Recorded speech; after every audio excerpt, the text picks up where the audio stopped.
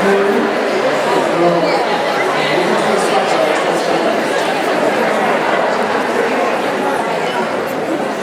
friends pass away, new friends appear. It is just like the days. An old day passes, a new day arrives. The important thing is to make it meaningful. A meaningful friend or a meaningful day. It's a quote from the Dalai Lama.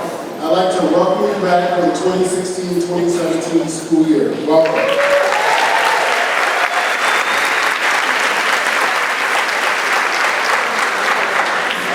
For those who do not know who I am, I'm Terrell Hill, Assistant Superintendent for Human Resources.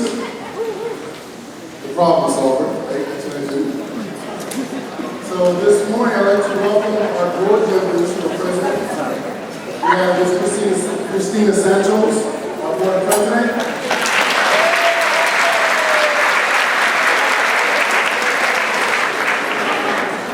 And we have Mr. Leonard Lockhart, vice president.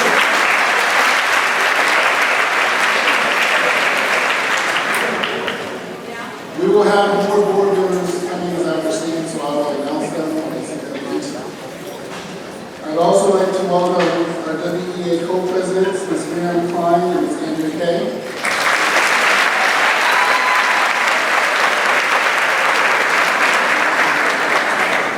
Teacher of the Year, Ms. Jennifer Tigray and Principal Paul Tyler.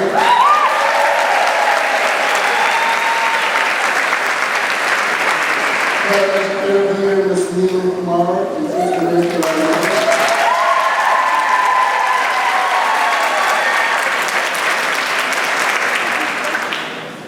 Honorable Mayor Don Trace.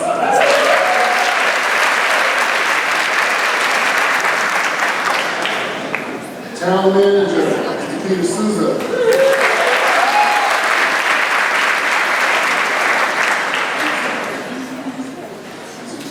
So we just had another board member arrive, Ms. Michelle Blackbird.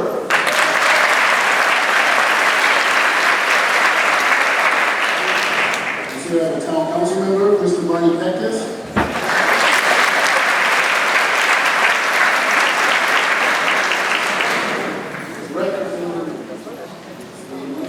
So someone mentioned, please let me know.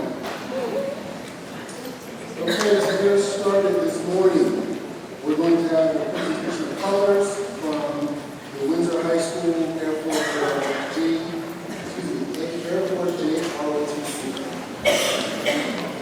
We have Major John Spear and Senior Master Sergeant Matthew Cross, as well as Jonah Levesque, Ted, Jonathan Flores, Benjamin Freddie, and Ricky Kozakowski.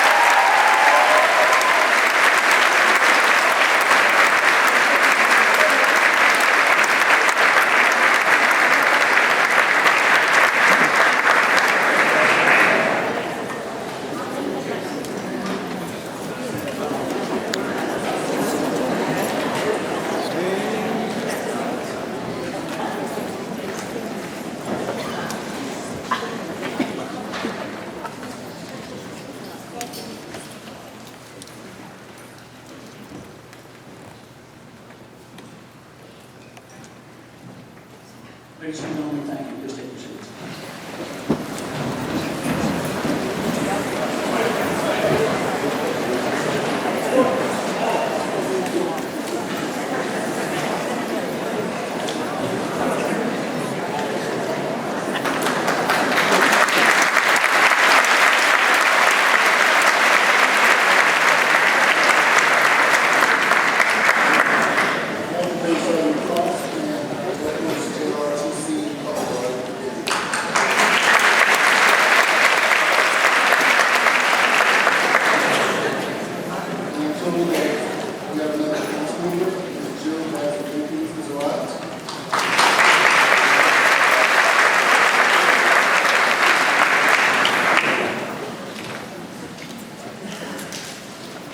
We're now going to have the national anthem sung by Captain Windsor. Oh.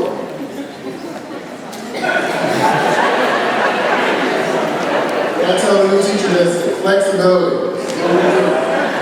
Not flexible in education in new fields. So done with greetings. So I have a couple of things I'd like to share with you before we move on in the program. So yesterday we had the opportunity to go to a team building, team training exercise in Colorado in Middletown. Very interesting. I was excited. I want to thank Dr. Cook for allowing us to do this and risk a bunch of new employees in this. It turned out to be a very big thing. So I was thinking last night, what are some of the lessons learned from the activity yesterday? And I wanted to share them with all of you so you can take them forward throughout this year. Some of the lessons learned were that the answers are always in front of you, always in plain sight. You just have to see them. You have to trust in your colleagues as well as yourself. You can't be a lone wolf. Perseverance pays off. You can't demand perseverance from our students if we're going to give up very easily. Even if you're the last one. Right, Nicole? You keep looking. And a really big point here for the leaders. I want the leaders in the room to take this. Leaders must be willing to risk just as much as the rest of the team. You can't lead if you're not willing to go out front and take a risk. It's easy to call yourself a leader. And I told the new teachers this week, your 092 license does not make you a leader. It just says that you can work in a leadership role in the state of Connecticut. Leadership comes from your heart and your vision. And you must be the first risk taker in each of your buildings. To share that and to demonstrate that, yesterday as we did the zip lines, we had our new assistant superintendent for instructional services, Dr. Santasha Oliver. She went first.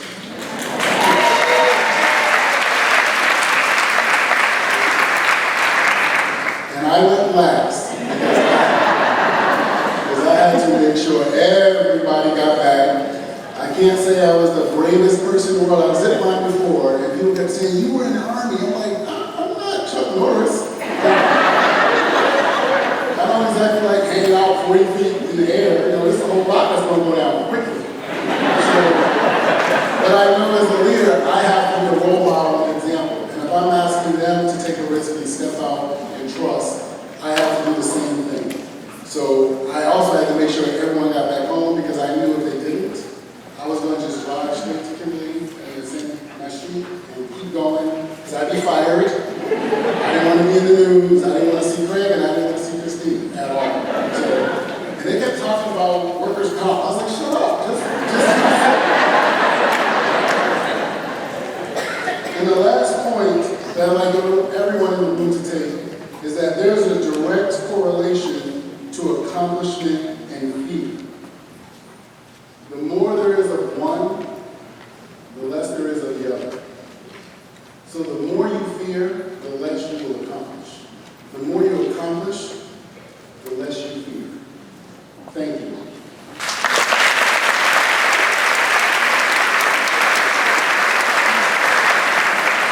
At this time, to bring you greetings, we have the Honorable Mayor Donald S. Trent.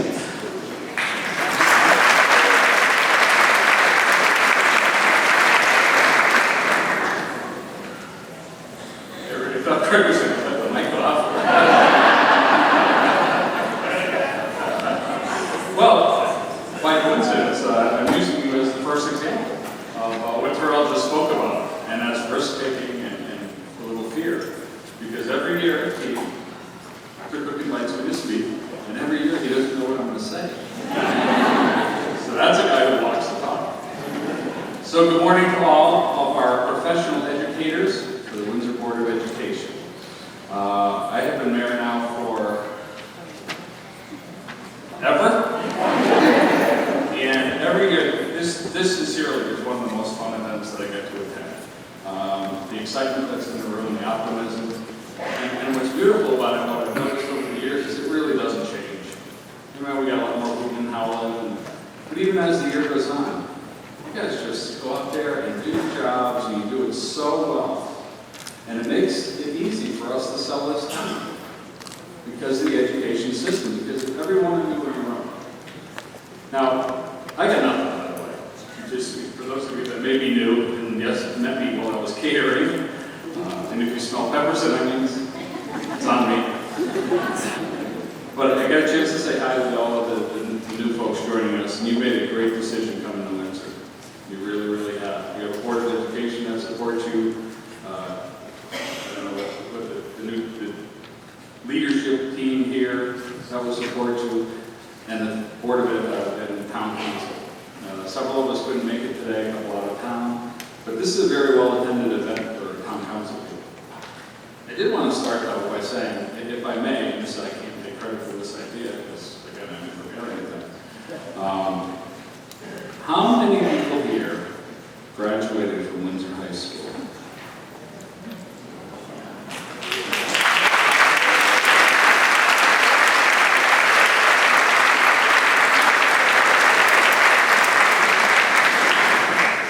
That's just really cool. It really is. You know, that you went, you got your education, you probably could have gone anywhere, and you chose to come back home. That's just amazing. I pointed out to one of my colleagues, my dear old friend from the old days at Clover Street, two of your products, my daughters. One has completed her master's and is working at Smith College. The other one is finishing her master's and has a job as the most depressing area of the state, the Office of Victim Advocacy. I don't know where she got the compassion from. Clearly her mother. So to know that you folks have come back full circle, Letitia, class of, not much, I won't even mention it, because it's a couple decades different from mine. But teaching, supervisory roles, I mean, that's just awesome. So all of you that raised your hands and stood up, you know the value of what you can do here and the product that you create here. So, nothing much in the way of witticisms, pictures, stories, a little bragging of the daughters, but that's not as much in me, it's you. I mean, despite me, my girls have grown up very well. Both of them stay out of politics, as I try to do. Really? I know, it sounds odd. The mayor hates politics. He loves government, but he hates politics. Because I'm there for a job, as our Board of Ed members are, as our Town Council people that do a job, and politics gets in the way of achieving.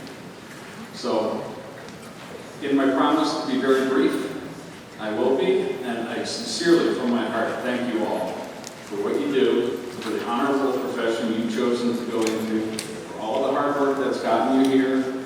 Trust me, Mrs. Trinks is an educator, and I can remember long nights and papers scattered all over the house. And I don't think many people really know and appreciate how much you really do. For those of us that do, thank you from the bottom of our hearts. So I wish you a great school year.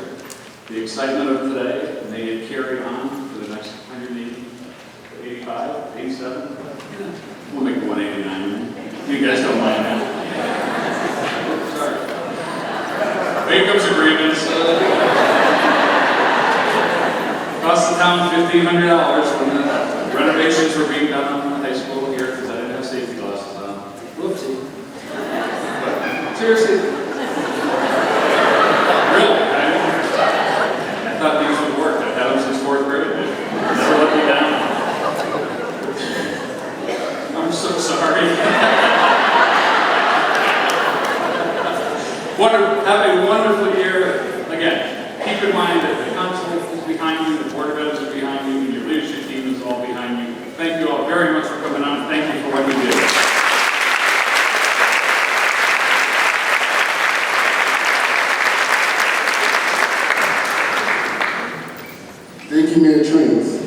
He's not joking. You have no idea what he's going to say. Just kind of sit there. Next, we will have greetings from our town manager, Mr. Peter Sousa.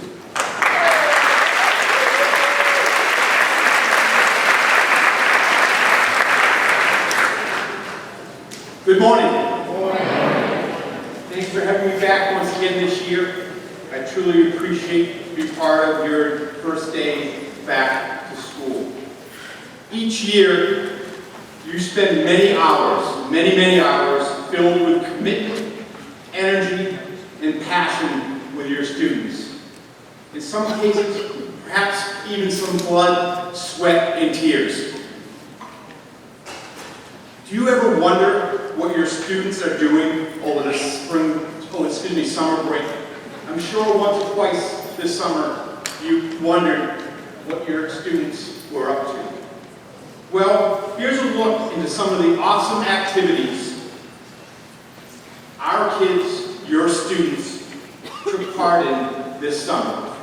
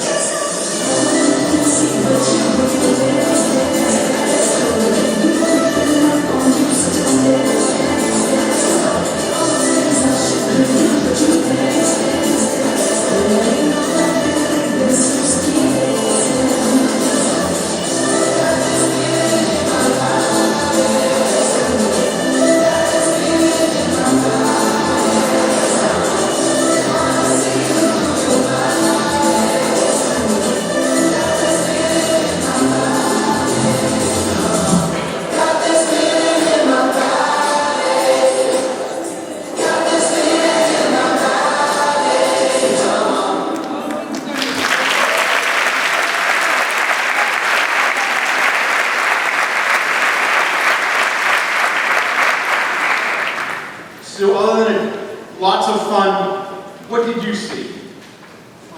I saw partnerships. I saw partnerships between our police department, our recreation department, and our schools. I saw teamwork and socialization.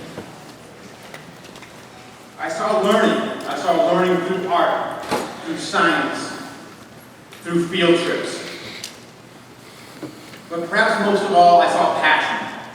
I saw passion for our young citizens, for our great community, and for the promise of Windsor's future. So as always, please know that our town departments and your fellow town employees are available to visit your classes, to host field trips, or partner on special projects. Please use and continue to use our community as your learning lab. So I wish you all the very best for a fantastic school year.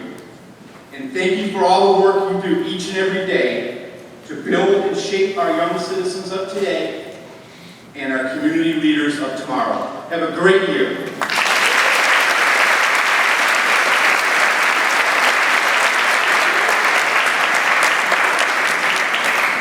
Thank you, Peter.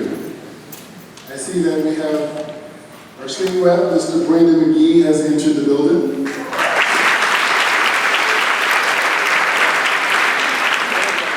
At this time, we'll have greetings from our board president, Ms. Christina Santos.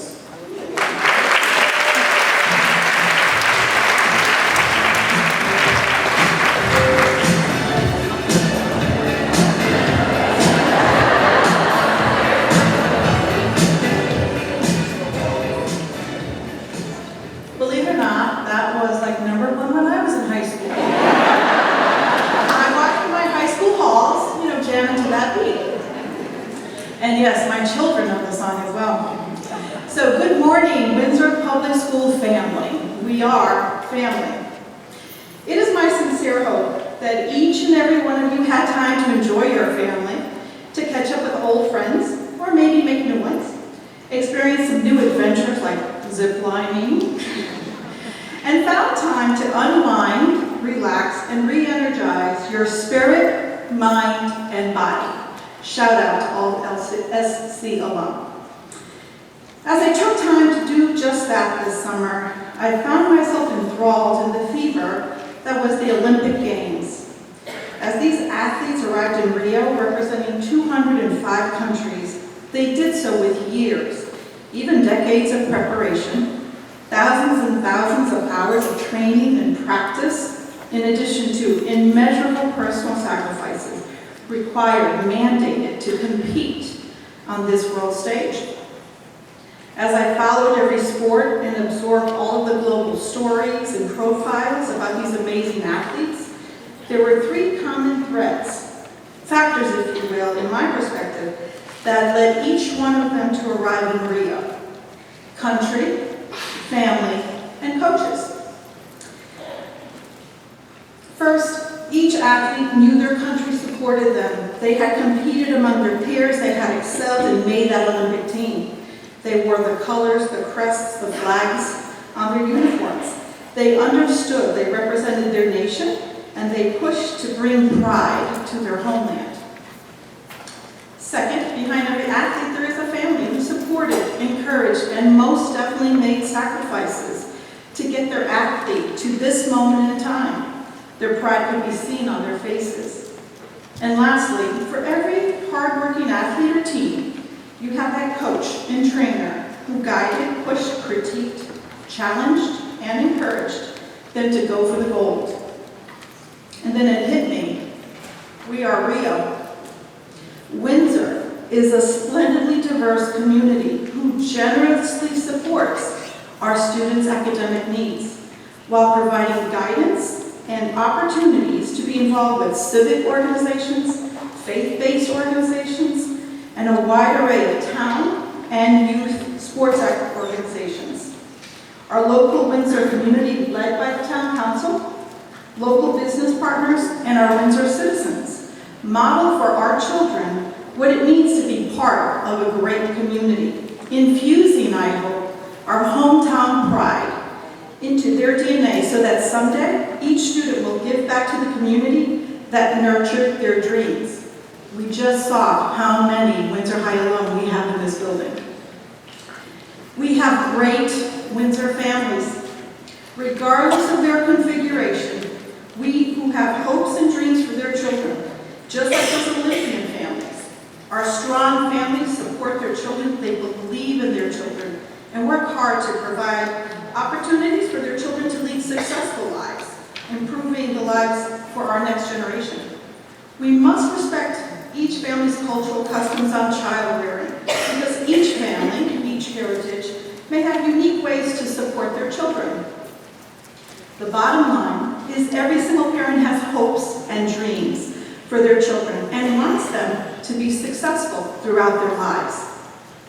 Lastly, but equally important, we have teachers, true life coaches, mentors, leaders who provide the skills, the lessons, the technical tools that are foundational to every aspect of a student's life. And just like the Olympians, it takes over a decade, 13 years minimum, to perfect their craft, that of a successful high school graduate. And all along their quest, they've had the teacher, you all, providing guidance, strategies, support, encouragement, critique, while your pupil develops the confidence in knowledge and character to take on the stage called life. I would be remiss if I did not add to this group all the other adults that contribute to our students' success. The tutors, the paraprofessionals, nurses, administrative assistants, custodians, food service personnel, coaches, bus drivers, and administrators. The heavy lift may be on the certified teacher, but without all these adults in our students' lives, their education would not be complete. You see, it takes a village, and I heard that on the radio this morning, community, family, and schools to raise a child. And together, the three of us, we can create champions. So in closing, my hope, my dream for this school year is that we bring the gold to Windsor. We make it shine here. I challenge each and every one of you to raise the bar, to rise to this occasion, and to take center stage. Have a great school year.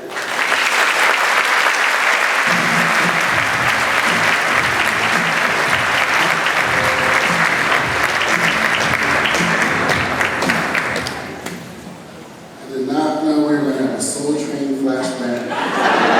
It's all right. I almost started looking around for laundry and the ironing board because that's all put together.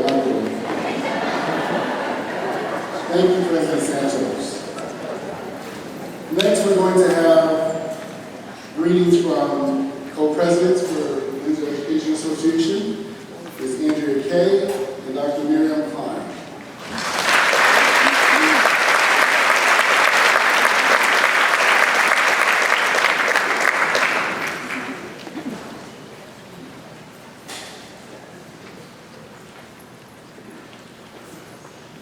Welcome back, Windsor. I am honored to be here speaking to you as your WEA co-president this year. I come to you today as a teacher, and I want to speak to you this morning about unity. Today, more than ever, our country is in need of unity.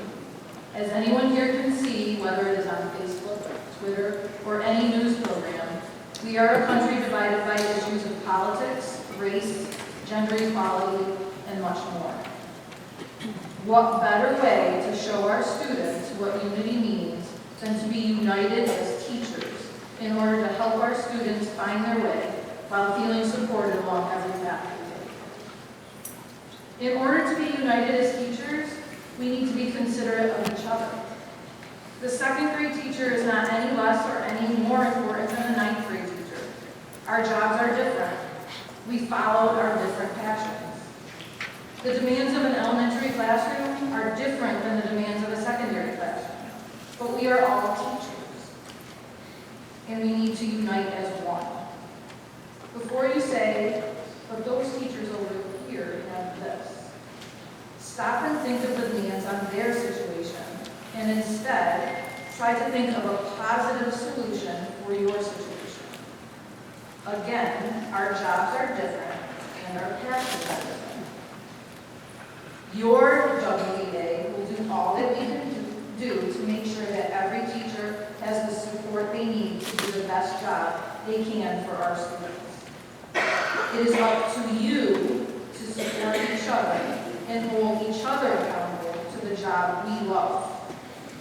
Across the hallway, across the building, across levels, across disciplines, and across Windsor. Remember why we are here, the kids. Our best asset is our kids. They are all our kids. From the moment they walk into the pre-K classroom to the moment they walk across the stage at the Bushnell, they are ours. We all want the very best for each and every one of them.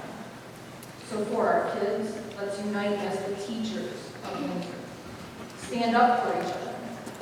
Get involved for each other. Be courageous for each other.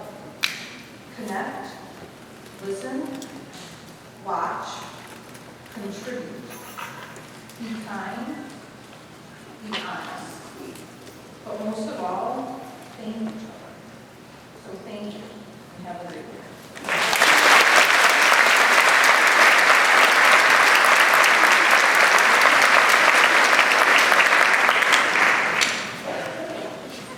Good morning, Windsor family. I am so excited to welcome everyone back, and I kind of like the order of the remarks today because it just feeds what I like to deliver to you, and it's a continuous theme that I think we all believe in as the Windsor community. I'm very excited to have this opportunity today to address the membership in this manner because it's probably one of the few times we have a captive audience with our membership. So if I may, I'd like to give a little history and then my message to you, and I promise we won't take too much time. We'll get you onto lunch and head candy. We're constantly barraged with slogans, especially in this political year. Stronger together, solidarity, one voice, partnerships, perseverance, promise, risk-taking. I'm here today to give you a bit of history about why these words are not merely slogans, but instead they're dispositions that will support the further advancement of our profession. In 1857, 100 educators answered a national call to unite as one voice in the cause of public education. At the time, learning to read and write was a luxury for most children and a crime for many black children. 150 years later, public education and the profession of teaching was transformed. In 1966, the National Education Association joined forces with the American Teachers Association. Since then, the NEA voice has swelled to 3.2 million members. And what was once a privilege for a fortunate few is now an essential right for every American child, regardless of family income or place of residence. Since its beginning, the NEA has been crusading for the rights of all educators and children, delivering the message of these words: stronger together, solidarity, one voice.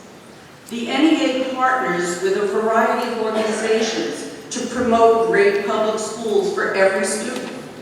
These partnerships focus on improving student success, helping educators become more accomplished in their profession, and helping to empower educators to create solutions that work for students, helping to advance social and economic justice for students and their families, and engaging families and communities. The national priorities are supported by our Connecticut affiliate, the Connecticut Education Association, or the CEA, consisting of approximately 43,000 members, and our local affiliate, the Windsor Education Association, consisting of approximately 400 members. Stacy? 375? So if you're curious as to how your membership in these organizations affect you as a teacher, I urge you to consider this. The belief statements, or what we call resolutions, of our parent organization, NEA, our Connecticut affiliate, CEA, and our WEA, directly align to our priorities and goals for our profession. Defining and advancing student success, empowering educators to create solutions that work for students, high-quality professional development for educators, advancement of social and economic justice for students and their families, and family and community engagement. These are Windsor priorities, and these are national priorities. So let's go forward today with the knowledge that we are supported by our local association and affiliates, and by our school system and the Board of Education for the important work that we do every day in positively affecting our students' lives. We are all stronger together. Our work in concert with the WASA co-presidents is an example of that. We don't work in silos in this district any longer. We want to knock down the silos so that we are all stronger together. I urge you to become an active participant in the WEA and work together with your colleagues to continue to advance our profession. You won't be disappointed because we have the power. So those are my remarks, but now I'd like to introduce you through our few slides to those folks that actually have gotten involved in terms of representation for buildings. So if you'll allow me, Andrew and I will introduce the staff through our slide presentation. Here are your co-presidents. If you want to get in touch with all of us, I have put the emails on there, and this will be saved to a Google Drive, and we will send it out to all membership. This is our Vice President, Ms. Nancy Field, who works as a Paquonic Library Media Specialist, and our Secretary, Ms. Melissa Herman, who works at Sage Park as a grade 6 language arts teacher. Our Treasurer works at Sage Park as a guidance counselor, Mr. John Scanlon, and our Membership Chair, Stacy Paley, works at JFK as a 5th grade math teacher. Here are some of our building representatives, and the ones that are underlined, the names that are underlined are new this year. At Olive Railsworth, we have Melissa Lafayette. At Clover Street, we have Joy Murray. We have a new position that we're calling District Special Services Representative / Liaison, Ms. Christine Dianatone. At Windsor High, we have David Topitzer, Matthew Taylorman, and Jeremy Jorgensen.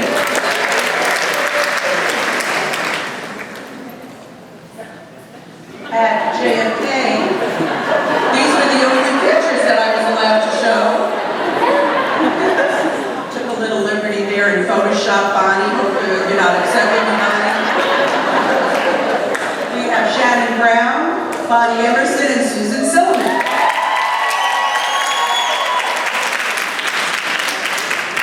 At Paquonic, we have Rochelle Brown, and new this year, Jen Delsky.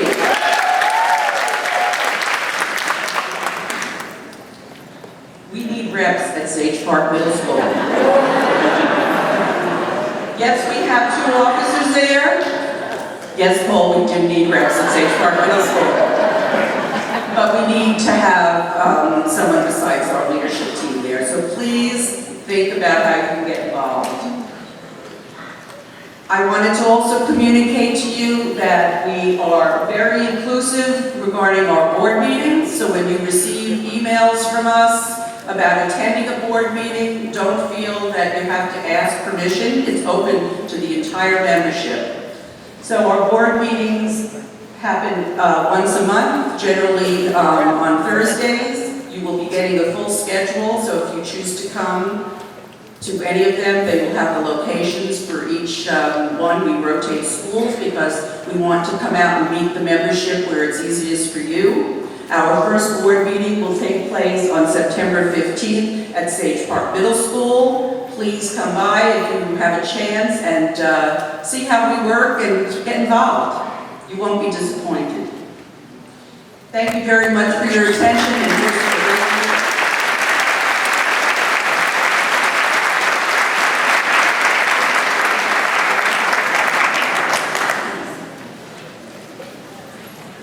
Thank you, Dr. Klein, Ms. Kay. So, Paul, when are special elections at Sage Park? Can you announce that? John Scanlon, please stand up.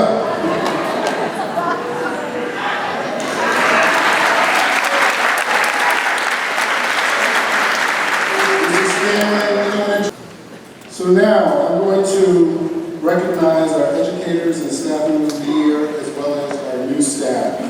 Please bear with me. When I ask you to stand, I'm going to actually the new staff first. When I ask you to stand, please stand. And if you could, hold your applause, please, until the whole school has been announced, okay? So starting off at Clover, we have Natalia Arroyo, grade 5. Cassandra Messenger, grade 4, and Dominique Chavez, social worker.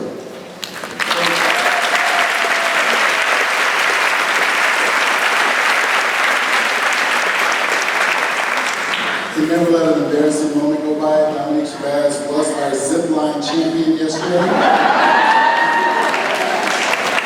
She said, I will never do this again. I said, you don't have to, but you can tell all your kids, I did it, you have to do it. John F. Kennedy, Laura Abed, Library Media Specialist. Gina Davies, grade 5. And Jessica Samero, grade 5.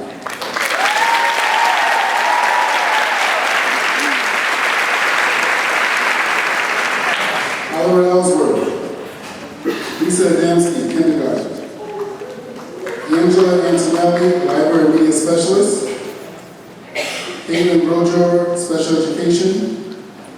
Emily Hill, grade 2. Viola Joseph, Special Education. Elizabeth Larson, grade 1. Andrea Luper, Strings. Lindsay Majors, grade 2.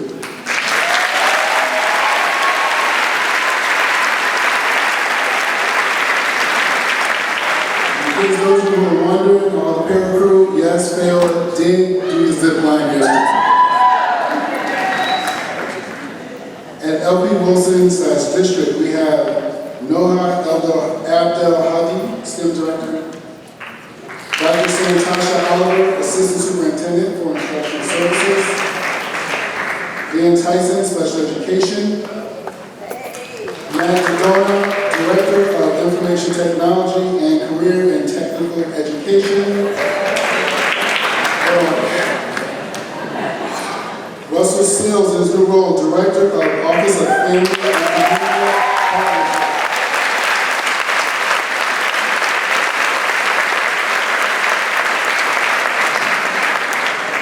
Matt has the distinction of having the longest title in the district. There may be some connection to Cat 5 wiring. Aquatic. Shannon Kuchan, grade 1. Rachel Elke, kindergarten. Kara Filmer, grade 2. Emily Hugenberg, grade 2. Tara Jocks, speech and language pathologist. Melissa Kowalczyk, special education. Nosheen Nabil, grade 1. And Selma Yard, psychologist.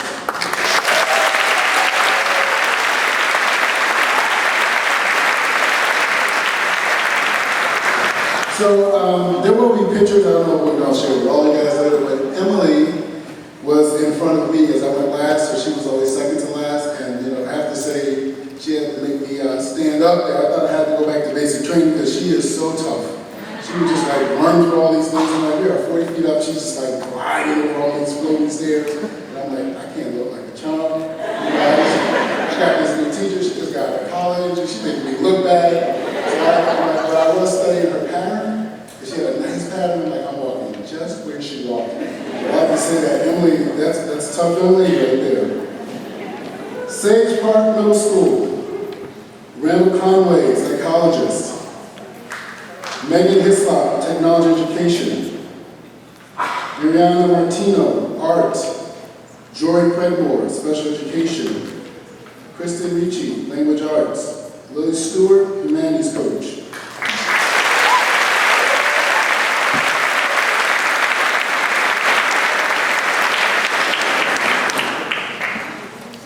Windsor High is just all about me. Gosh. Here's another brave zipline. Evan Acevedo, math. Mitchell Bernier, music band.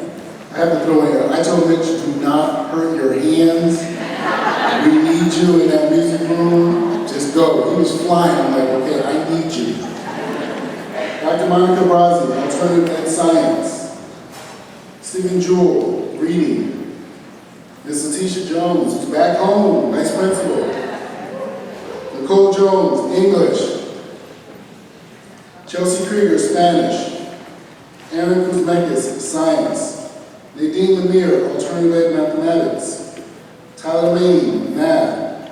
Kevin McGee, library media specialist. Anne Marie Padonis, special education.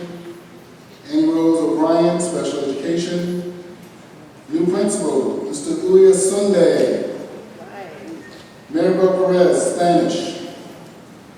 John Spear, Air Force, JROTC, Senior Aerospace Science. Corey Taylor DeLorge, English.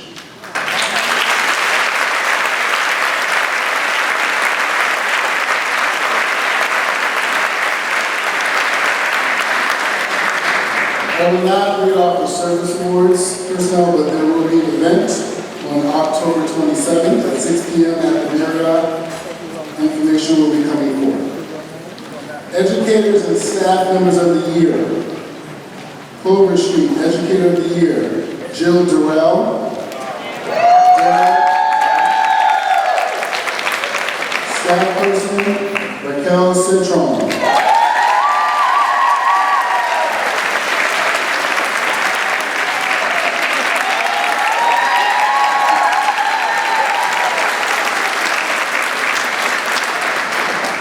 If I can plug Raquel, just to verify, I didn't get the vote for this, but this summer we had a parent who wanted to do school visits, and I called, and it's vacation time, mid-July, and Raquel was home. She said, don't worry, I can do it. I'm like, you're on vacation, so I'm up the street. I'm like, sure, she said, I got it.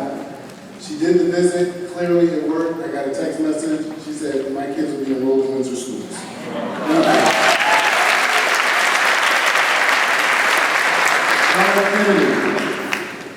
Educator, Aletha Walker. Staff person, Susan Lyons.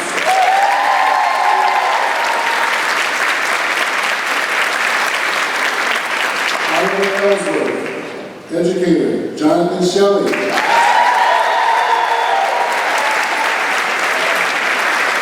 Staff person, Elizabeth O'Shea.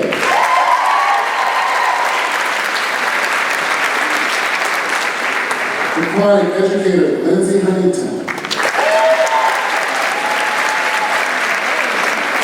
Staff person, Horace White.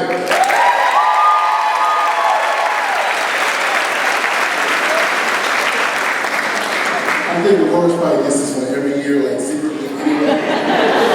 So they just decided to make it formal, Can't get Michael Jordan to do every year. Sage Park Middle, educator, Jennifer Tigray.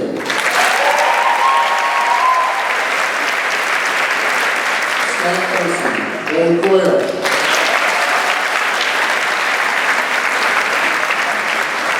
Windsor High educator, Kathleen Quintet.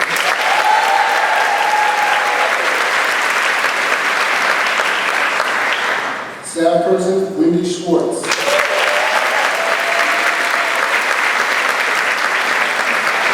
Central office, one of my favorite people, Bonnie Feynman.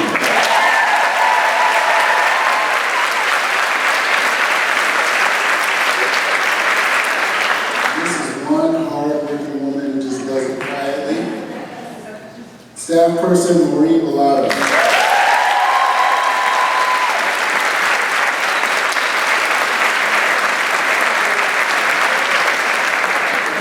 Mo is always on the down low. You may not notice, but she is grinding every day and so appreciated. Okay, at this time now, I will recognize or bring to the podium our Para-Educator of the Year for 2016-2017. And I'd like to note that this is the first time we have actually done this program in Windsor, and I'm looking forward to many more years of doing it. It is nice to recognize everyone that is working with our children. So if I could have Ms. Neelam Kumar come out to the podium.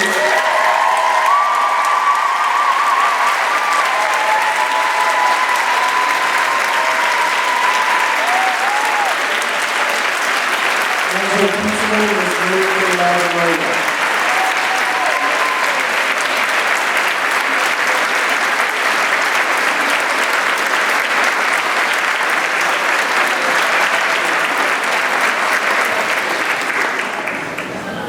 Thank you so much. I've had the privilege of working with Neelam since I started in Windsor 4 years ago, and I've learned so much about this wonderful person. She has a lot of degrees in education. Her background, she has a Bachelor of Arts in Economics from Sagar University, India. She also attended SCS Business and Technical Institute in New York. And even though she has all this knowledge and education and background, she chose to be a para-educator in Windsor and has done so for the past 11 years.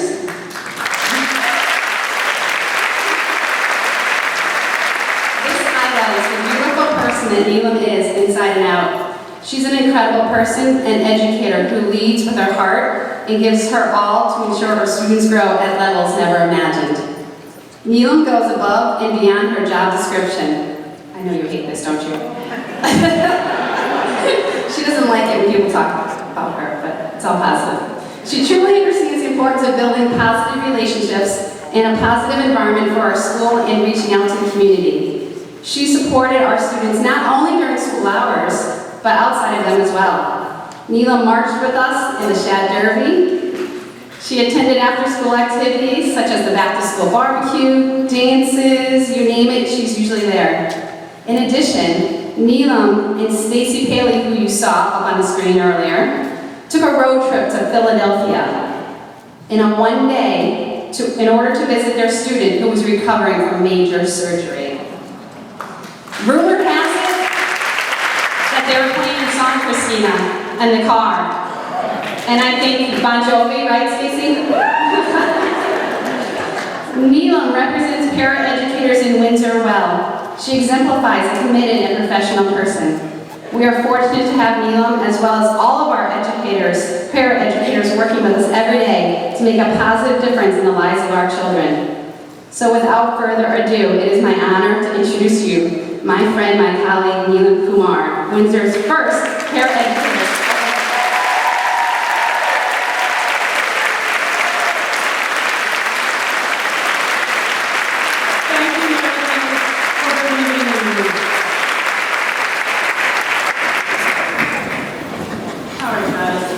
The last time I gave a speech was in 1979 when I was still in college.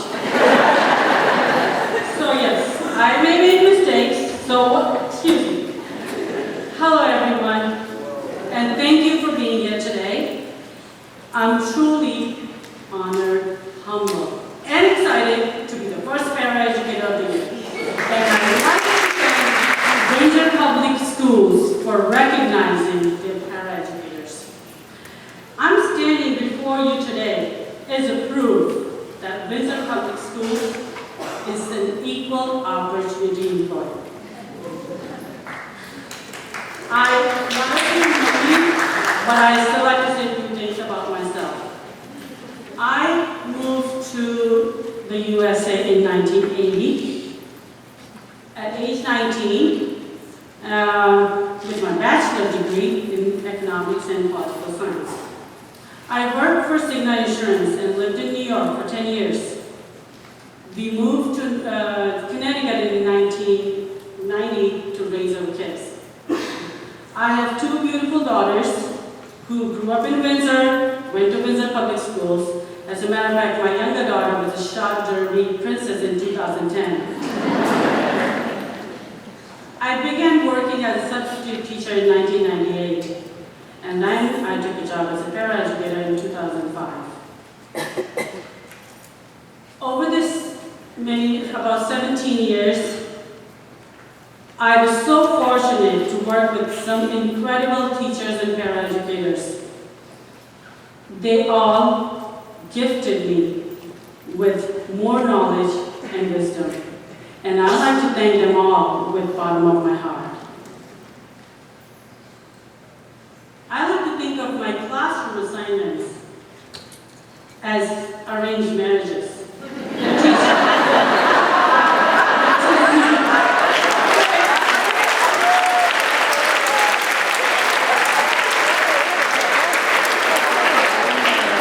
The teacher and I are bound together for a year.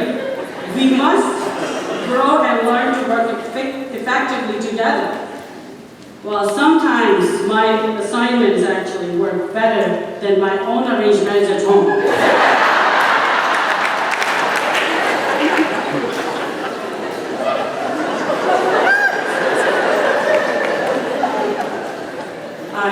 During this time, the teacher and I are going on a long, year-long educational, emotional, and fun train ride with all of our students. The teacher is the engine whose role is to guide and lead the classroom to our journey.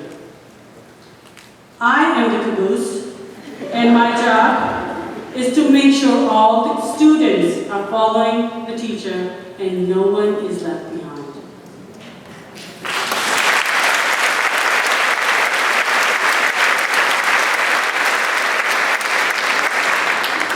Today, we are making tomorrow's leaders. As Nelson Mandela once said, the education is the most powerful weapon you can use to change the world. Every effort we make today, we are building their future, and our country's future depends on their future. This country has given me so much opportunities, and I couldn't be more thankful. That's why I ask you today to help our students appreciate their country that they live in. If you dream and work hard in America, anything is possible. So please, teach your students to love America, to appreciate, because there is no other country in the world like America.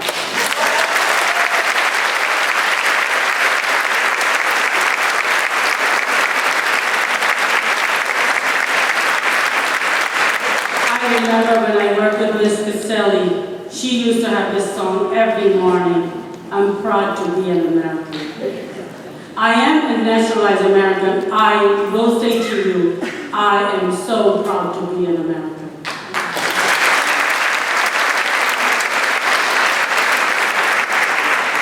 Now I'm gone off the track.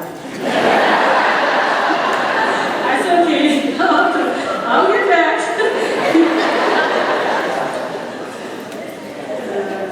All right. Nothing would make me happier than to help nurture the patriotic seeds in their mind and soul.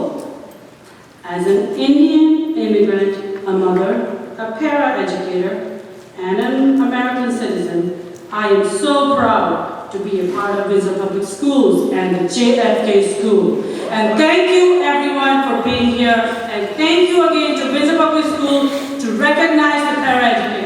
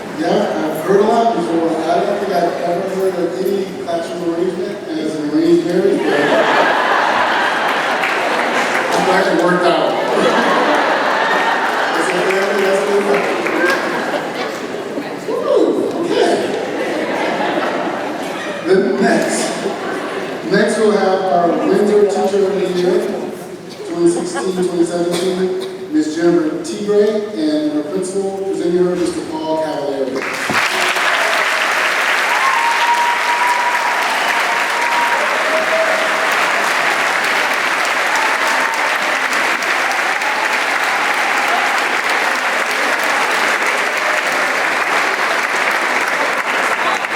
Wow, tough act to follow. You know, Terrell, I gotta give you one dig in though. You know, if you fell off that zip line, you would down in history as the best dressed person to drop off that line. Look at those legs there, I swear to God. That's how they remember you, not how big you are.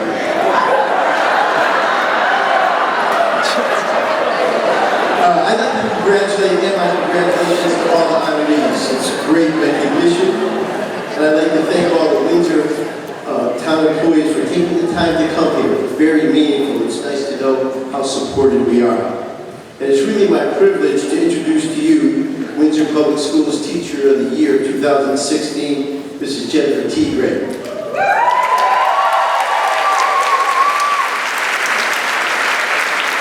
I'm going to jump right into who she is and what she does in the classroom. Jennifer Tigray has been teaching Grade 8 Language Arts at Sage Park Middle School since 2010.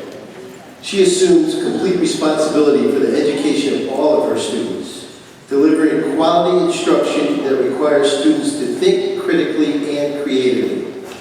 She maintains a highly respectful and productive classroom environment, and she also serves as a leader in our school in many capacities, particularly team leader of her 8th grade team. Each day, without fail, Jennifer presents engaging lessons that encourage her students to analyze information and apply lifelong reading and writing skills. She is continuously thinking of new ways to intrigue her students. She hosts film debates, holds mock press conferences to emphasize the value of anticipating readers' questions, and performs read-alouds as if she were the actress on the stage. She once jumped off a stool, onto a stool, to act out how nervous a character might feel when they encountered a mouse. Jennifer will do anything to keep her students captivated and learning.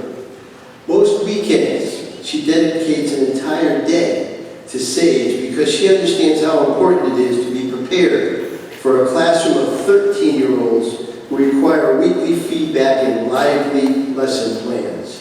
She knows that a teacher's job does not end at the end of the school day.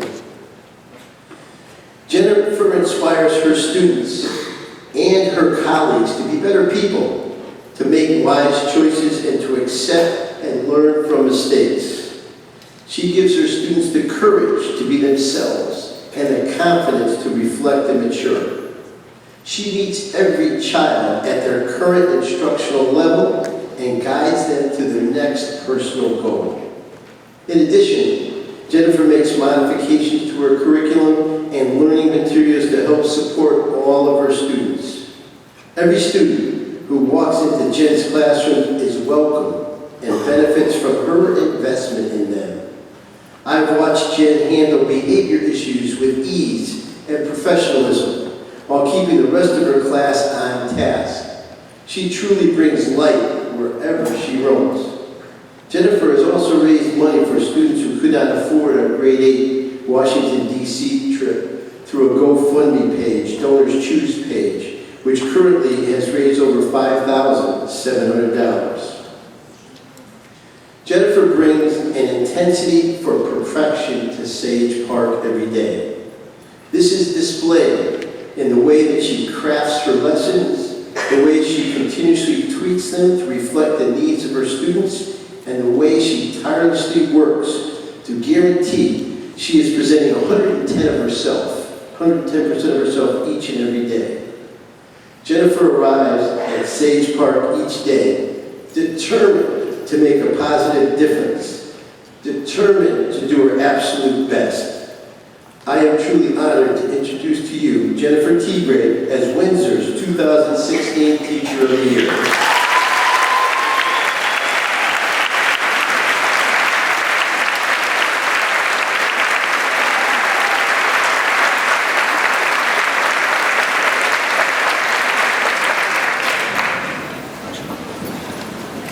Thank you, Paul. That was incredibly touching. I'm just going to pretend like you're all a bunch of middle schoolers, and then this will be really easy. Good morning. First of all, I'd like to say thank you and how honored I am to be recognized today. It is an amazing moment that I will always cherish. But I also want to say that in all my time working in the Windsor Public Schools, I have witnessed the talent, dedication, and passion for education all around me. There are so many educators deserving of this recognition, and it's because of their support and their collaboration that I'm here today. So thank you to everyone who has influenced me, pushed me, and worked with me to help our students succeed.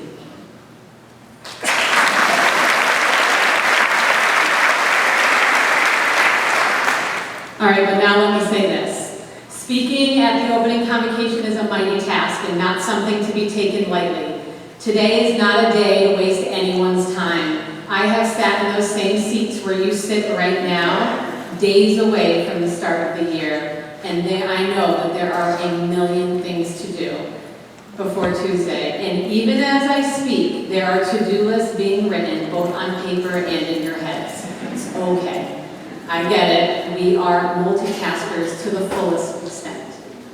The start of the school year means transforming barren walls into awakened spaces, making sure your classroom looks pristine and alive, your lessons planned and tweaked to be engaging and rigorous.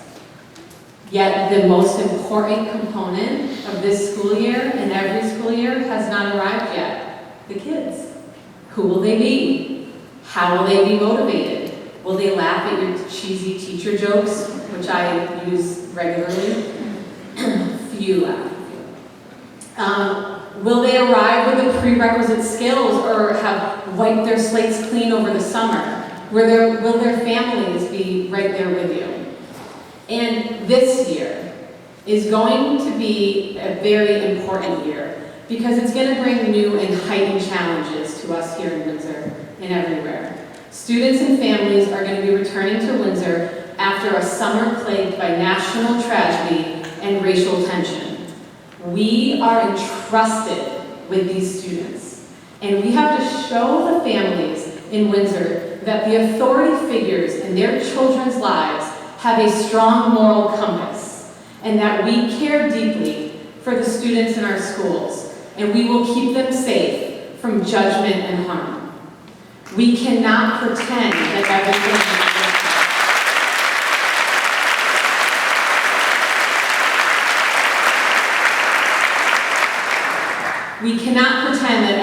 is okay. And that means for us as teachers and as educators and as staff members that we have to have an understanding and a validating of the depth of emotions that are going to be present in our Windsor families and students this year more than ever.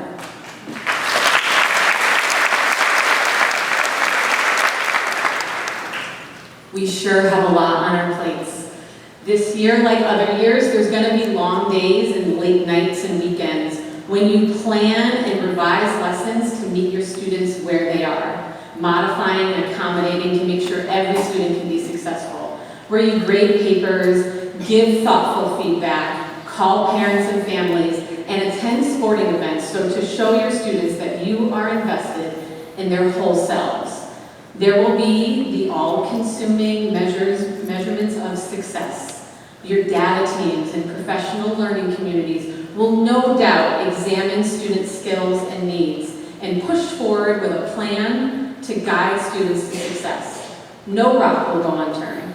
You will find a way through collaboration and best practice to move students. You will measure growth, chart it, graph it, display it. You will create your seed goals, and you will track your own students' progress, pushing yourself as a teacher and your students as learners to new heights. You will feel like you have to defend your teaching and your work because there is a world out there that doesn't understand the immense challenges that educators must overcome.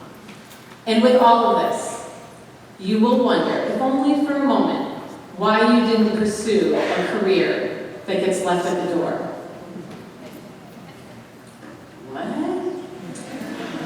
See, I used to sell imported cheeses for a living. Yes, you heard me correctly, cheese. Stinky, fabulous cheese. Morbier, Roquefort, Gruyere, just to name a few. I could pair any cheese with the perfect wine. I could make a cheese platter look like the Sistine Chapel. And when I left my life of cheese behind, I did so because I wanted to impact the world in a greater way than just through someone's taste buds or their cardiologist's wallet. It was the best decision I could have made. Teaching is blood sport and not for the weary. But believe me, when I am devoting hours and hours to teaching, there are moments when those cheeses call me back. It would be easier, wouldn't it? Easier than the overwhelmingly full plate that we endure and conquer every day. So what is the reason that we do what we do? To impact our students as learners and as people.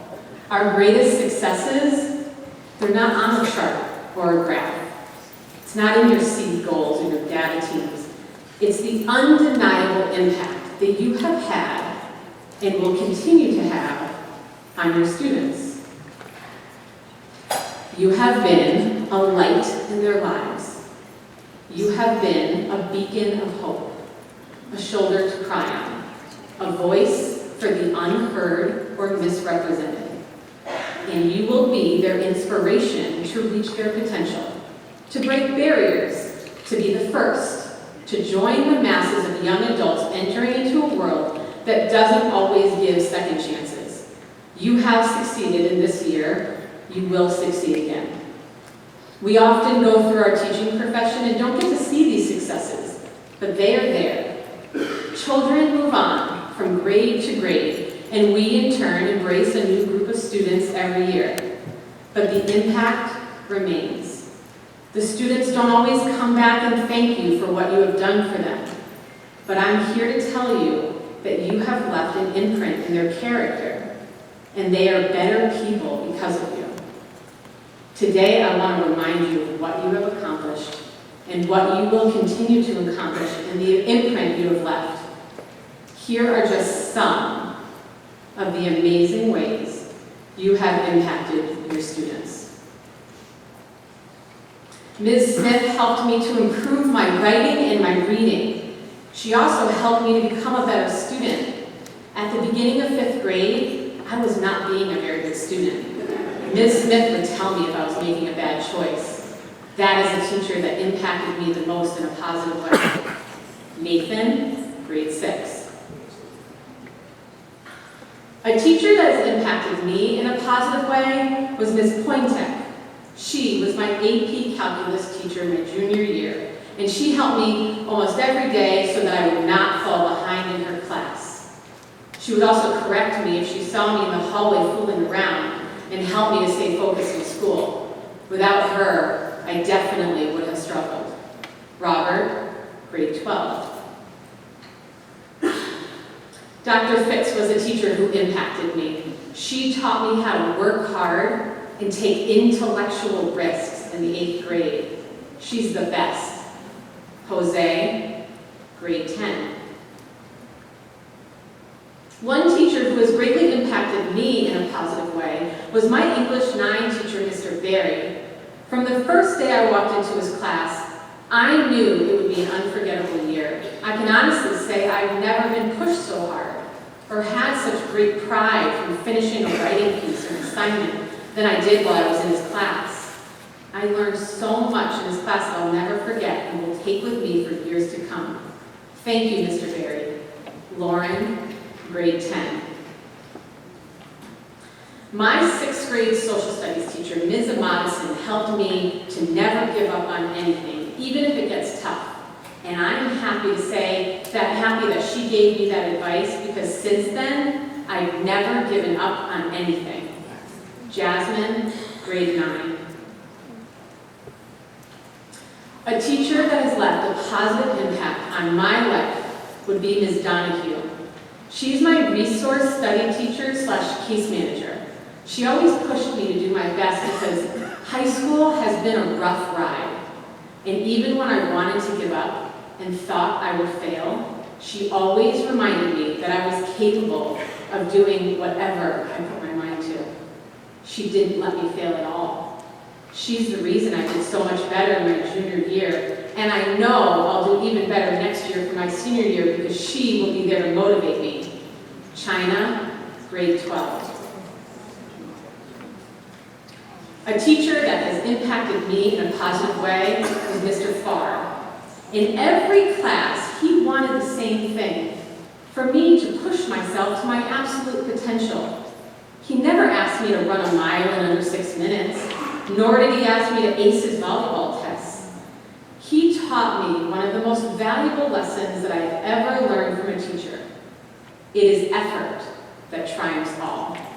Allie, grade 12. No data or graph can equate to the adoration of your students and the lifelong impact that you have had and will continue to have on them, their lives, and all of those who cross their paths. You are the makers of futures. As the new school year begins, keep these gems tucked away for when you need them most. When the papers are piled up, the data disappoints, and you have that inevitable hard day or week, remember that your success is measured in the countless students whose lives you've touched. They are better people because of you, and that is why you didn't pursue a career that gets left at the door. That is why I prefer the smell of adolescence to the smell of cheese.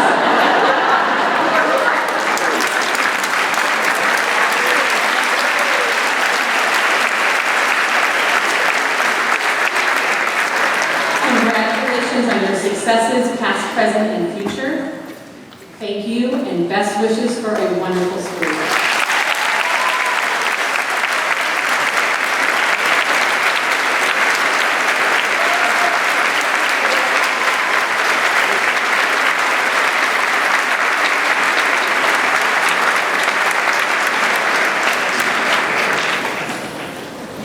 Wow.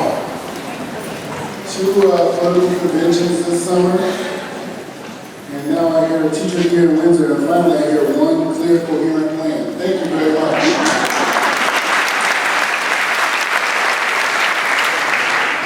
Next, the moment we've all been waiting for. So I was accused of not properly introducing my boss earlier this week, and as a good soldier, I always go back to the barracks and make sure I make the proper adjustments.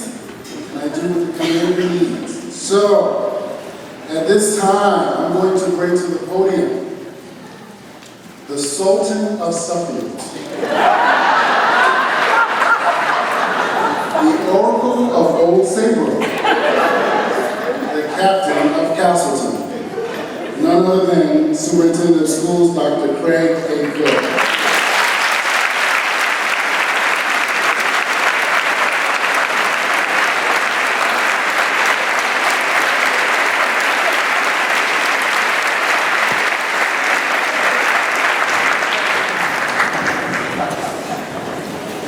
Thank you. So this gets harder every year to follow this act. I can't tell you, this is just such a positive atmosphere in here, and it's so great. I was told by Katrina Palazzolo I have a hard stop at 11:30, which is going to be hard because I have a lot of bragging to do today. But I'm also scared of Katrina. By 11:30, there's a lot of things that's going into what's next. I appreciate you taking risks. This is different. Our atmospheres, our cadence today was different, and so we'll get some feedback. I'm really excited that everybody's really embraced what we're doing. So I will get us started. So again, thank you, Town Council, thank you, Peter Souza, thank you, President Santos, thank you, Board of Education members. It's great to have you here. It's just a phenomenal event. Thank you, Brandon McGee, the hardest working state rep that I know of in the state, so it's great to have you.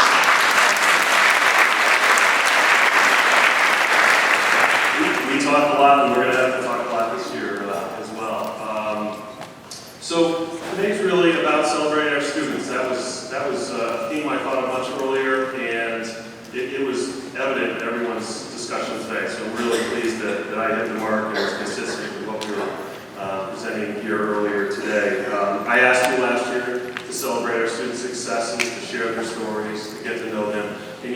that. And so as we started to put together slides for today, I wanted to talk about and share all the accomplishments that our students have. And I couldn't. I just didn't have the time. I didn't have the number of slides, and I was afraid we were going to miss some. There were so many, and I think you all can reflect on that. And we're going to show. I'm going to show you though the impact of what we did and how that led to further success for us. I also want to say thank you. Thank you for doing that. Thank you for everything you've done. I also have a special thank you. A point of stress for me this summer was making sure the buildings were in shape. Our custodial staff has done just a tremendous job. I can't tell you.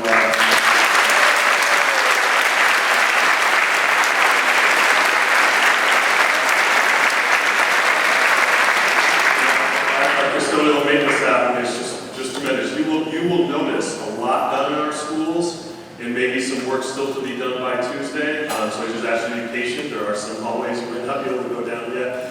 We did $1.5 million of work in our buildings this year, partly from the state grant, partly from our money. And so you're going to see the results of that. Part of that stress, though, we had a project that we expected to do new doors in the interior of Windsor High School, and we expected that to be done by now. Somebody was really thinking ahead and saved the old doors. And so we had to put those back on. And so as I was walking through the building a few days ago, I saw a lot of work still to be done, and I saw the biggest pile of nuts and bolts and all this stuff, and one of our main staff is going through looking for the parts he needs to put the door back on. And I'm just thinking, oh my goodness. So I thought, I'm calling Paul Kevin here tonight. I'm probably going to say we're going to have Convocation and everything in your building, but I was assured it could work, and it did. So thank you so much to our custodial staff. And I thought of, if this was Christmas Eve and I had this big pile of bolts and nuts and I was trying to put those together, I would just throw them in the garbage and said, Santa didn't deliver bargain dreams. So that was great. I want to talk about our goal, our ultimate goal, and everything we do is increase student achievement. It's the focus of everything we do, is why we're here. There's different ways to get there. There's different paths and different things we need to do. But everything we do, that should be the center of our focus. Because if our students are achieving at a high level, we've done a lot of good things along the way to get there. And so I am going to talk about a little bit different than the past. I'm going to talk about our scores. I'm going to talk about our results from this past year and what we're doing in relation to that and where we're going from there. So we have, as you know, 3 major focus areas. First of which you're very familiar with: MTSS, multi-tiered system of supports, PBIS, SRBI. That's really our system to support our students through different tiers when they need that. We're also working as a district, and I'll talk a little bit more about each of these areas: equity and family and community partnerships. I think you've seen that thread through our discussions today, through staff presenting already. MTSS, as I said, MTSS, as I said, that's really our system of working through and going and getting the information that we need to support our students through different tiers. We've been working on, I've been working on, shared with our administrative team, really something that would pull us together on different areas that we're focusing on as a district.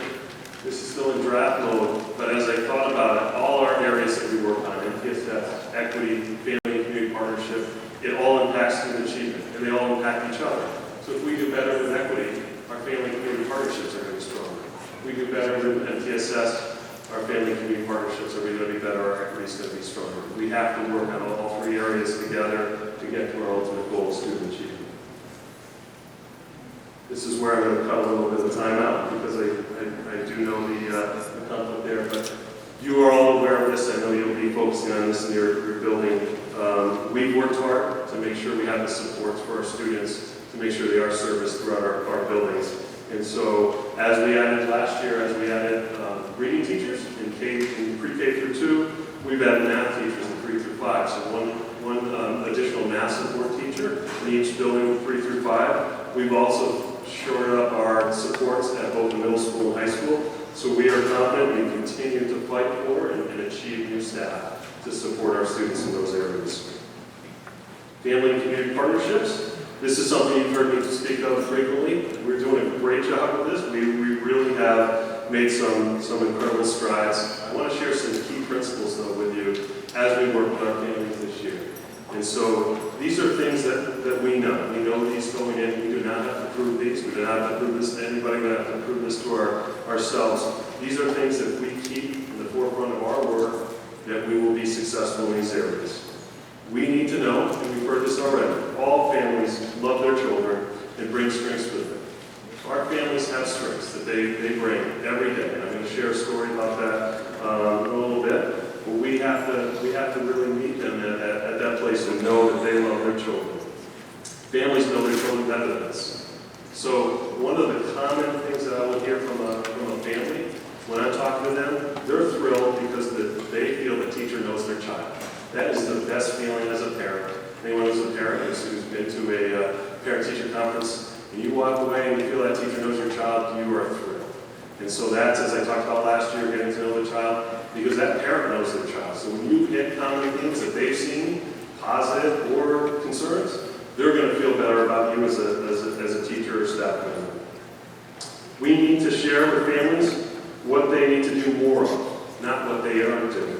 So we need to talk to them about, this is the additional ways you can support your child to be more successful in our school system. This is the ways you can support me as a teacher in my classroom. We do know families need to be invited to be engaged. So I've sent out a letter that will be in the Windsor Journal on Friday that invites all families to be engaged. And so I ask you to also make those attempts. I know you have been, and we need to continue that and do more of that. And then also, probably most important, families need to hear more than just good news.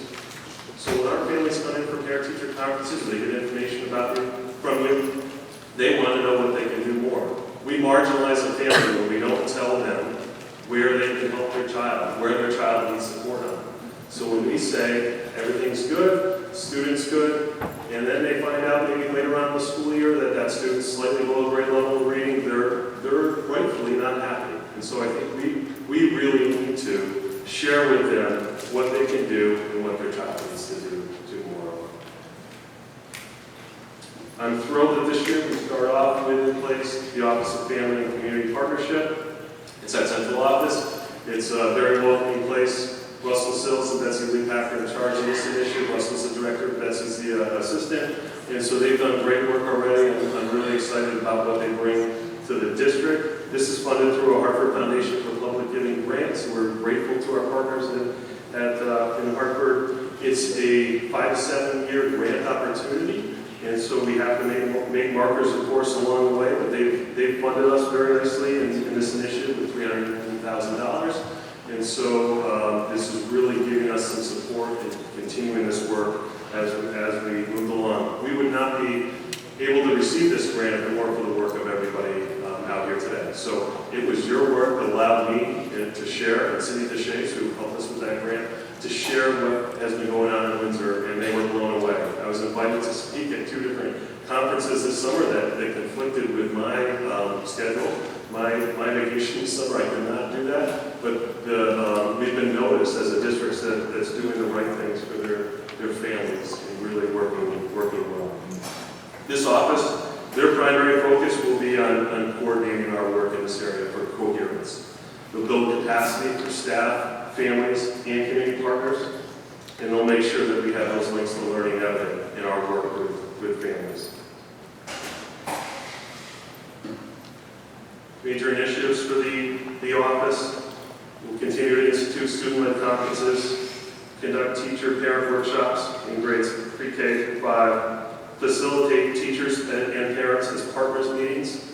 That's our academic parent conferences, and organize a community-wide committee working on this work. These are the 4 major focus areas, but they have lots more to do, and I assure you they're working pre-K through 12 with our families and already making connections with the community. So I'm so pleased about what we'll see here. Messaging our district. So last year, I asked you to get to know your students and really get out there. This year, again, and I've asked this before, we need your help in messaging our district. So one of the things we know from research is the person the parent family believes most in the educational process is the teacher. It's not the principal, it's not the superintendent, it's not the Board of Education. It's the teacher in the classroom making that connection, sharing information with the parent.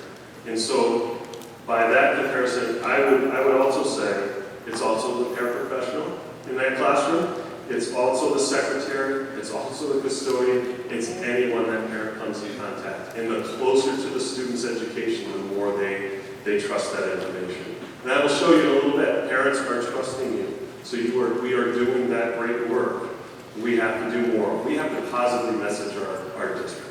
So anytime we do not positively message our district to a family, we've sent the message that us as the employees that know so much about it do not have the trust in our educational district. And so that's what we've been working on. We've been regaining that trust in droves. I will show you that, but we need to do more of that. So I urge you all to do those positive messaging. When you don't, you're hurting your colleagues, you're hurting our students, we're hurting our families. Because we believe, I certainly believe, and I know you believe, that the best place for Windsor students to be for their education is in Windsor Public Schools.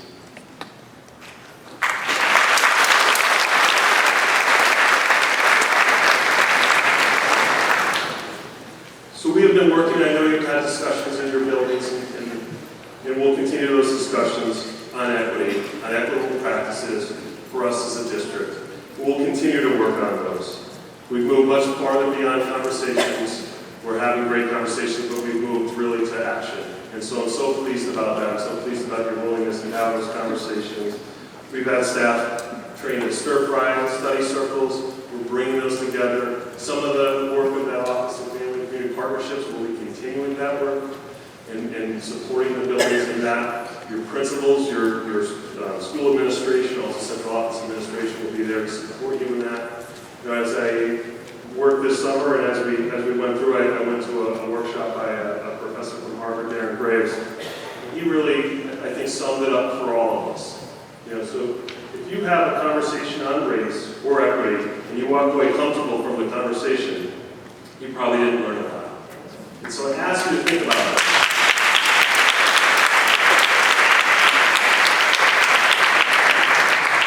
Because I will share with you, there's been conversations that I've been uncomfortable with. And so I give you permission to be uncomfortable in those conversations, to take risks, to have those conversations in our buildings, because it is a key component for our success. It may be the most important of all of the areas to focus on. And I think you know this, but I want to share why it's so important in Windsor. Why it's so important in Windsor, Connecticut, that stands here with so many resources for our students, beautiful schools, great caring teachers, and what we can do better on. So we have, as a district, at the end of the past school year, been identified by the state of Connecticut as having data concern for out-of-school suspensions and expulsions of Black students. And so that's a concern of ours, it's a concern of the state's. It was not a surprise to us. We have seen those numbers, but it was based on 2014, 2015 data. And so that's an area we need to do better. So 3 years ago, we had an area of concern based on the number of students that were being secluded in our classrooms, were being restrained. We worked on that, and we are now, I believe, fully off that list. And so we have done good work before, but this is probably the most important for us. Because what do we know? We know that when a student misses time in the classroom, that student suffers academically. It's not just the impact of the social impact for them missing time in school. It's not just the embarrassment of being placed out of school on suspension and having to come back. It's really the impact in the building or the classroom that we do that. We've seen results when Sage Park Middle School was able to bring down their discipline data. They've had great success, in their work. We know student achievement, just to summarize that, we know student achievement increases when students are in their classroom. It's also the right thing to do. And I think we will have those conversations in your buildings. We'll do that work. And so I'm really excited that you have embraced that. But it is the right thing to do. We've heard examples of why that's the case. I have a couple other important things to share with you before I do get to some results that I'm very excited to share with you. Student attendance. So again, when a student's in the classroom, they achieve better. And so that's a testament to our teachers and to our instructional supports. So student attendance is one of the best predictors of academic success. I haven't told you anything yet that you don't know, I'm sure. However, families do believe that attendance is less important in the earlier years of school. Again, that might not be something new to you, but one of the things we do know, though, is that patterns are established. And so if a student early on in their school career starts missing 8 to 10 days, that typically grows slightly as they get old. And so we need to make sure we're sharing information with families about that, because other research that they've shown is that parents underestimate the number of days that their child has been out of school by a factor of 2. Meaning that if their child's out of school for 6 days, they think in their head it's been only 3. And so the power of that messaging, the power of giving them that information is so important. So again, with some of our work and with the Office of Family and Community Partnership, we will be giving families more information on that and why that is so important for them. But what is, beyond information, what is the biggest predictor of that? And what is so important of that? It's the relationships that that child has in the building with their classroom teacher. If they're excited to see you every morning, they're more likely to come to school every day. Again, that's not something you did not know about until today, but I ask you to think about that as you make relationships with your students. And as we get to higher grades, it can be something as simple as just a connection in the building. It's not even always the teacher that they have for their class. Briefly, the state has come out with a new report card for districts. This is very important for us, but it also gives us a tremendous opportunity. We really feel that this is good for Windsor, whereas we are moving from a single measure or a single date that a test was taken. They are going to be looking at us as a whole, as a comprehensive high school that we are, as a middle school that provides so many opportunities, as an elementary school that does so much for our students. So when we used to look at 1 or 2 different measures, they're now looking at 16 different accountability measures. And today's not the day for me to go over this with you, but I do want to share what that information is and just briefly allow the principals in the buildings to follow up. So they do academically still are looking at, as no surprise, language arts, math, and science. They look at subgroups called high-need students, which comprises free and reduced lunch, special education, and ELL. They also will look at graduation rate, which, as you know, is a strength for us. We graduated 92.5% of our students the previous school year on a 4-year track, and so that is just tremendous. We'll continue to do well in that measure. On track to graduation. So this is an area I know we'll continue to work on. We need to do better. These are 9th graders that are moving to 10th grade with the requisite number of credits. And so that's an area we can do better. College entrance. In a preliminary report, I believe we're going to get full credit for college entrance. The number of students in Windsor that are going on to college is a high rate. It's 90% last year. And so we're very pleased with that. Taking courses and passing career and technical readiness courses, AP. And so we get points for students doing that. Attendance rates. It's not the only reason why I focus on attendance rates, but that is important. Art access and physical fitness tests. And so we can do great on this report card. I know, and we have all the things in place. Just an example, grades 3 through 5 physical fitness exams, we did phenomenal. It drops off in the older grades, and we're already working on plans to do that. So we know if our students can do it in grades 3 through 5, they can do it in middle school and high school. So, as I said, I'm excited to share some achievement score results. And I publicized this already. Hopefully you've seen this. With our entire junior class,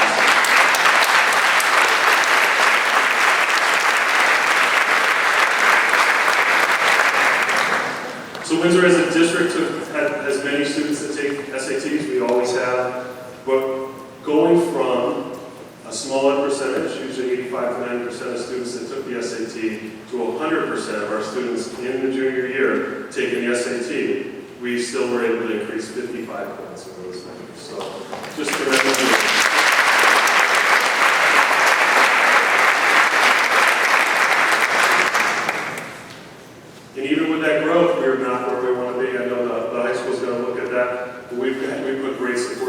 last year. We did a great thing where we trained our own teachers to deliver that instruction, so we start this year out in such a better place than we did last year. AP, I'll continue to brag about AP.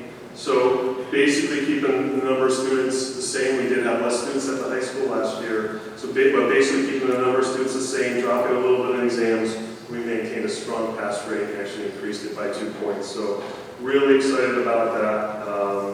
You know, and you'll see the classes are going to start getting bigger at Windsor High School. So there's some really good examples there throughout the AP, and I don't need to leave anybody out. They sat up front. I did not tell them they were going to do this, but not a single art student did not pass. They all passed.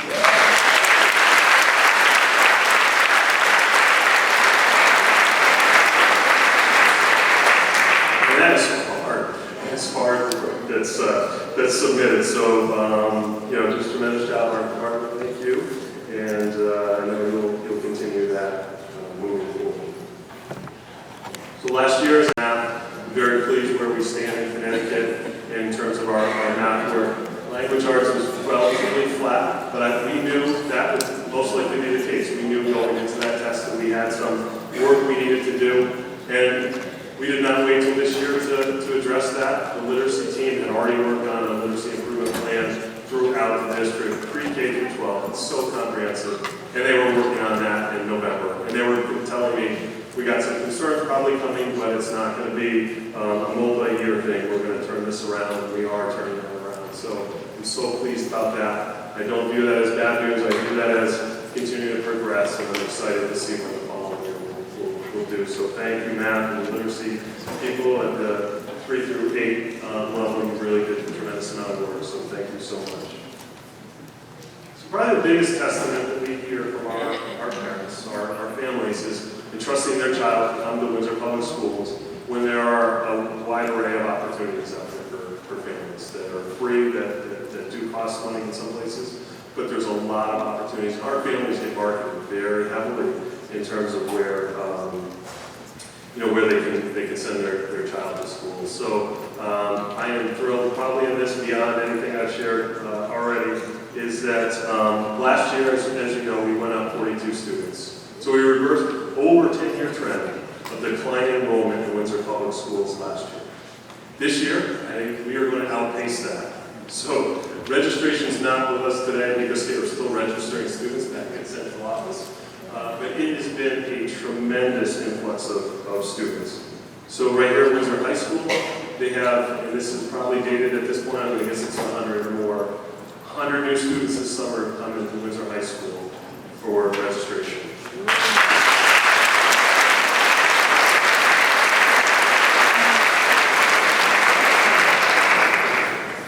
So I'm really excited, and it presents some good challenges as we're enrolling students in classes, but you know, it's really tremendous, and the numbers are amazing. Sage Park has more students entering 6th grade than left 5th grade last year. I'm going to repeat that. Sage Park has more students entering 6th grade than left 5th grade last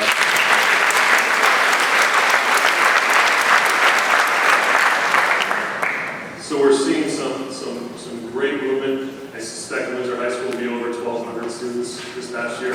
That's higher than 2011, 2012. So we're reversing the trend as a district. We were losing anywhere from maybe 70 to 100 students a year across the district. And again, we reversed that trend.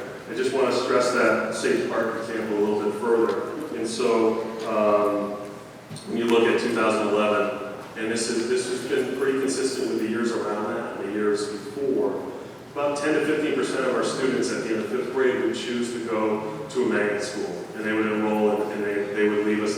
They may come back to high school, they may not come back to high school. So we were losing, about 40 plus students each year as they go on. And somehow this year, I know how, but this year we have those more students coming in, and I updated this slide yesterday when I checked with registration. So 236 ended the year, 245 will be in 6th grade at Windsor High, at Sage Park.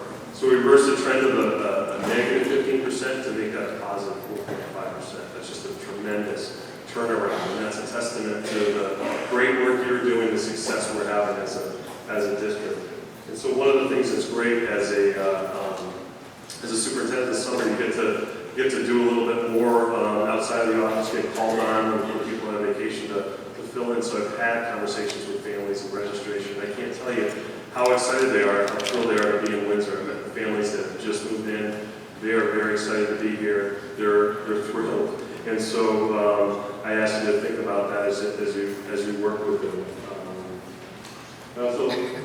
So that's a key for us. So the stories of our families.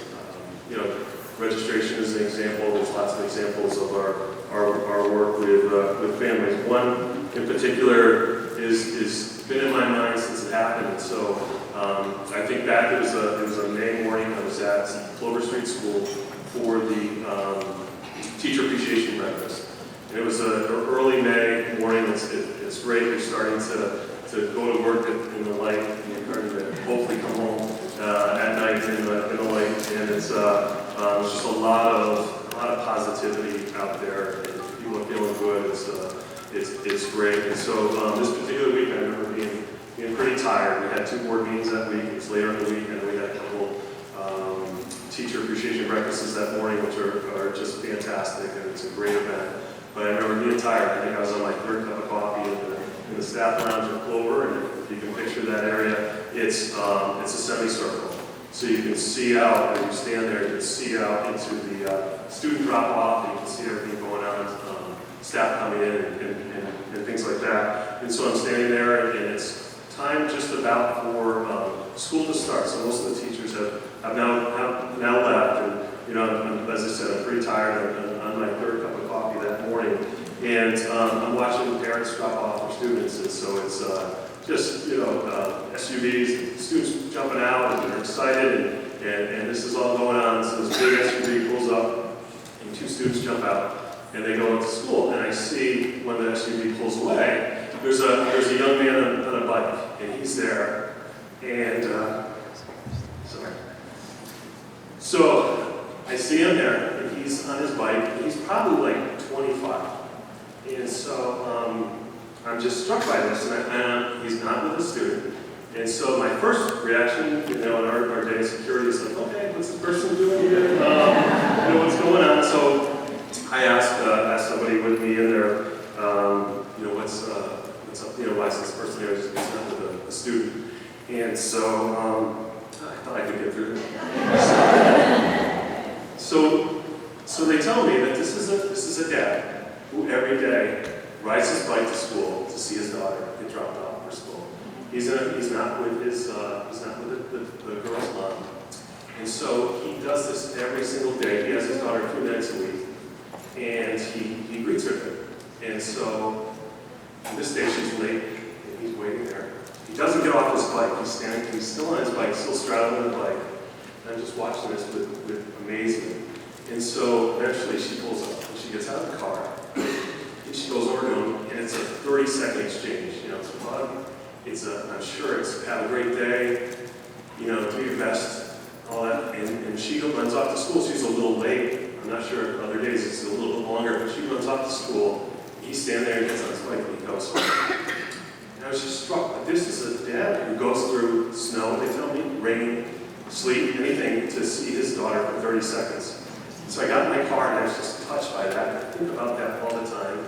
Think about that as being a better superintendent, being a better, everything I do, being a better father, my work with my children. So it just was tremendous. I thank you for letting me share that with you. It touched me, but that's just one example. We will have over 3,200 students in our schools. There's a story of that in every single one of our students. They all have somebody who supports them, who loves them. So I just urge you to tap into that support and do that every day. And so thank you. It's going to be a great school year. Wish you the best.